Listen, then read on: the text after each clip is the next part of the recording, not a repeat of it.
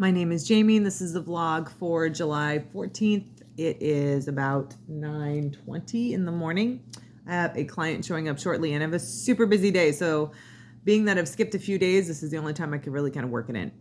So it's going to be off the cuff here. Let's see what to talk about today. So I've been ruminating a little bit since the weekend, since I had a conversation with my friend. And my ex-husband came up in the conversation. And I have no idea where he is at now. And I don't really care. I don't have any animosity towards him. But it did kind of let me go back and think about how things were, how I'm different, how things have changed, for my life and for me. I have no idea how things have changed for him. And it's fine. I don't need to know. I'm good with not social media tracking him down just to see. It's safe to say I've moved on.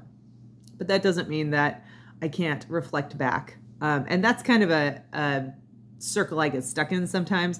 I reflect back, and being very introspective, you kind of get stuck in that loop a little bit. So I'm talking about it here to help kick myself out of the loop as it's been trickling in from time to time. At the time, my self-esteem was in the tank. Yeah, he made me feel great, about myself, and was very supportive and all that. And we would constantly hear how we had the relationship most people would dream of, blah, blah, blah, all that good stuff. Very romantic in the things. But going back and reading my journal, which I did many years ago from that time period of my life, all of the red flags of someone who is incapable of being faithful were there, every single one. And I chose to ignore them, or because I thought I was crazy, or because I simply am not the rock the boat type. Things seem to be going good. I don't want to sabotage it, so I'm not going to rock the boat. I've learned so much from that, though, in that it's not rocking the boat if it's listening to your gut.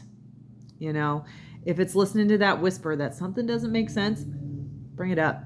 It's okay for it not to make sense, and it's okay to question. Part of the reason I married my husband is because everything made sense on top of the feelings and everything else. It wasn't like you and me against the world and all of this. Everything made sense.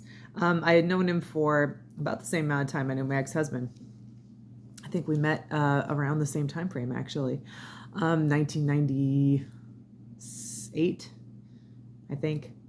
Don't quote me on that. We've stayed friends for a long time, but there was no way I would have dated him for a while because certain things just didn't line up. And I told myself, if these things ever line up, then there's an opportunity here, and they finally did. But it took over a decade. So yes, people can change. And I've changed a lot. I'm not nearly as dependent, which is a nice place to be,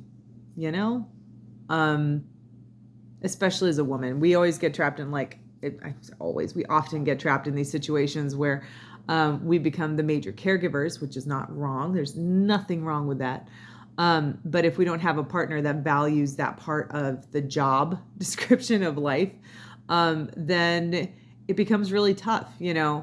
Up until I had a kid, I was able to financially support myself completely. And that was actually something I learned from that relationship. Keep a stable job, no matter what. Keep a stable job. Being broke sucks. So I was able to do that. And then I was able to switch into the job I'm in now, which allows me the flexibility to be the caretaker and work and bring some money in. Is it enough to live off of? It's a good question. Sometimes yes, sometimes no. Be very honest. That's the way it is with self-employment, though, and contract work. It's feast or famine. So you got to kind of keep your bills to a minimum, and take it one day at a time. Plan ahead when you can, and when you can't, hustle, get some more business. It's the way it works. And all of these experiences in life lead us to the people we are now. Like, I would have thought someone who was cheated on in multiple relationships, like I said in the previous video, I'm very trusting. I would have thought that would have made me wary. But the truth is, it made me realize that the wrong relationship, the wrong person, the wrong dynamic will look for any way out, right? Sometimes it's another person. If it's a narcissist, it's probably another person because they're looking to feed their ego by taking from someone else or building up someone else, but building them up in their own box, molding them in their own structure, as narcissists do. And when that person no longer needs that molding or doesn't fit the box for whatever reason, then they look for another source to boost themselves up. It's kind of how it goes. So it's taught me a lot. It's taught me that the wrong relationship will end, and the wrong person will look for a means out. We are all tempted. It's life. But crossing that line, making those decisions, it's a series of decisions, small decisions, but it's a series of decisions. And my husband works on a submarine, very close quarters with women, they're allowed on submarines, for months at a time without me there, without any contact with me. He could do things on the sub with the women that I don't know anything about and may never find out about. Yep, it's a possibility. Do I think he's doing it? No. So, I'm not worried about it. When I had all those red flags, something was always worried about it inside me, So I learned to listen to my gut. I learned to become independent. I learned that my self-worth does not come from anybody else but me. So many positive things came out of that very difficult situation. I am definitely one of those people that when I say forever and ever, I mean forever and ever. So the ending of that marriage was nothing I ever expected, even though things were obviously hard from time to time. I often said it was like cutting off my arm. Apparently my arm grew back a little stronger.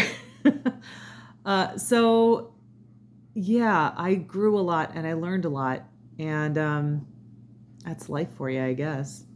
Moving away from family definitely helped too. Not that my family's not awesome, but not having a safety net. And that's sort of the other side of things is, I married my safety net. Things lined up. And if this goes south, I don't have a plan B. I don't plan on it going south either. So,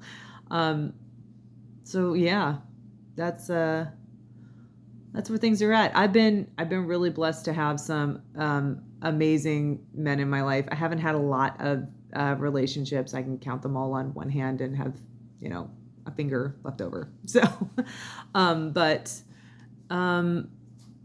but every single one has left an impression on me and helped me grow. And I don't know, I hope I've done the same thing. It's hard to tell. And I'm not in touch with most of them because I'm not in touch with, I think I'm in touch with one, and it's very casual because I don't need to be. I have only so much emotional energy to expend in my life and in my everyday. And I need to expend that here at home with my family and with friends and with people that I have an investment in and with, rather than chasing specters. So this is rambling. I'm surprised I made it to 10 minutes and my client's not here yet. That's me peeking out the window waiting for her to drive up. But I'm going to end this before I have to abruptly end this when she drives up. And this has been therapeutic for me. So it's been good. No Odin. And Odin, say hi. Great Bear, and he says hi. And he wants my scrambled eggs, which he's not going to get. Today is foggy, overcast, little chilly, but I think it's going to turn out to be a beautiful day. And I feel a little lighter. Hopefully tomorrow will be even better.